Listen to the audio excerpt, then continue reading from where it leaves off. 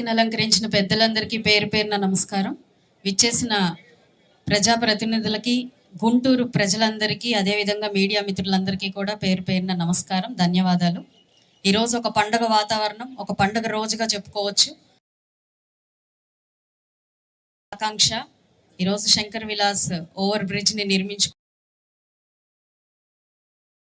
చాలా సంతోషం. మరి ఈ బ్రిడ్జి యొక్క ఆవశ్యకత అందరికీ తెలిసిందే, ప్రజల యొక్క ఆకాంక్ష అందరికీ తెలిసిందే. ఈ బ్రిడ్జి రూపకల్పన కోసం మరి మంత్రివర్యులు చేస్తున్న వ్యయ ప్రయాసాలు కూడా అందరికీ తెలిసిందే. మరి స్థానిక బాధ్యతాయుతమైన ఒక ప్రజాప్రతినిధులంగా మేమందరం కూడా దీనికి కట్టుబడి ఉండి, ముఖ్యంగా ఇందులోకి ఎదుర్కోబోతున్న సమస్యల మీద మాత్రమే ఈరోజు నేను మీ అందరికీ మాట్లాడదలుచుకున్నాను. దీని అవసరాలు, దీని ఆకాంక్షలు అందరికీ తెలిసినవే. కాబట్టి ఈ యొక్క డెవలప్మెంట్ ప్రాసెస్లో ఎదుర్కొనే ఒక సమస్యలు, నష్టాలు, పరిహారాలు ఇవన్నీ కూడా మేమన్నిటికీ బాధ్యత తీసుకుంటాము. రేపు రానున్న రోజుల్లో ఈ 24 నెలలు ఎదుర్కోబోతున్న ప్రజల సమస్యలు ఈ బ్రిడ్జి వల్ల మేమందరం కూడా నిత్యం పర్యవేక్షిస్తూ ఉంటాము. ఎక్కడా కూడా అసౌకర్యంగా లేకుండా మా అందరి ప్రయత్నాలు ఉంటాయి. ఈ ట్రాఫిక్ వల్ల ఎన్ని ఇబ్బందులు, డెవలప్మెంట్ కోసం కాస్త పడే ఇబ్బందుల్ని మనందరం కూడా అర్థం చేసుకోవాలి.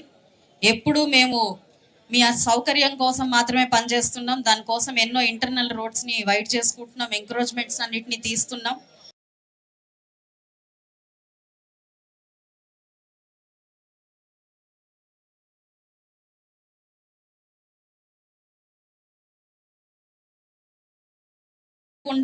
ఈ యొక్క ట్రాఫిక్ ని మేము డైవర్ట్ చేస్తాము, ప్రజలకి ఇబ్బంది లేకుండా చేస్తాము.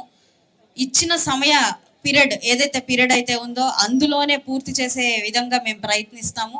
ఎక్కడా కూడా దీన్ని ఎక్సీడ్ అయ్యి ఇంకొంచెం మరింత అసౌకర్యానికి గురి చేసే ప్రయత్నం మాత్రం చెయ్యము. ఇవంతా కూడా బాధితయుతమైన మా యొక్క ప్రజాప్రతినిధుల యొక్క హామీగా ప్రజలందరికీ మేము ఇస్తున్నాము. కాబట్టి అందరూ దీనికి సహకరించాలని కోరుకుంటున్నాను. అత్యంత త్వరితగతిన పూర్తి చేసుకొని మరి మన ప్రియతమ నాయకులు చంద్రబాబు నాయుడు గారితో దీన్ని ఓపెన్ చేసుకోవాలి అని చెప్పి ఆకాంక్షిస్తూ ఆనందిస్తూ ఉన్నాము. ముఖ్యంగా మనకి ప్రత్యేకంగా కందుల దుర్గేష్ గారికి, అదేవిధంగా కేంద్ర మంత్రి పెమ్మసాని చంద్రశేఖర్ గారికి ప్రత్యేకమైన కృతజ్ఞతలు చెప్తూ సెలవు తీసుకుంటున్నాను.